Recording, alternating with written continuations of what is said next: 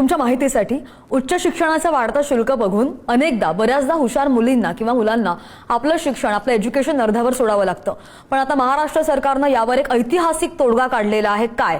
नवीन शैक्षणिक धोरणाच्या अनुषंगानं ज्या मुलींच्या कुटुंबाचं वार्षिक उत्पन्न 8 लाख रुपयांपेक्षा कमी आहे अशा मुलींना आता उच्च शिक्षणासाठी एकही रुपया फी भरावी लागणार नाहीये।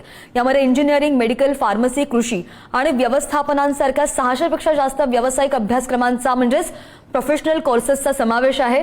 पूर्वी काय व्हायचं, अशा मुलींना 50% सवलत मिळत होती, पण आता सरकार त्यांची 100% ट्युशन फी आणि परीक्षा फी स्वतः भरतंय। एप्रिल 2026च्या नवीन शैक्षणिक वर्षासाठी या योजनेचे नियम जे आहेत आणखी स्पष्ट केले गेलेले आहेत। ओबीसी, ईडब्ल्यूएस आणि एससीबीसी प्रवर्गातील विद्यार्थिनींना याचा थेट लाभ मिळतोय। या योजनेचा मुख्य उद्देश काय आहे? बेटी बचाओ बेटी पढाओ या घोषणेला प्रत्यक्ष कृतीमध्ये आणणं आणि तांत्रिक शिक्षणामध्ये महिलांचं प्रमाण वाढवणं हा आहे।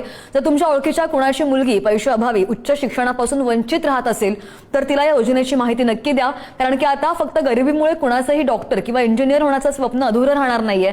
ही योजना खऱ्या अर्थानं महाराष्ट्रामध्ये लेकींना स्वावलंबी आणि उच्च शिक्षित बनवण्यासाठी मैलाचा दगड ठरणार आहे। शिकूया AI ची क्रांती, चला करूया MSCIT।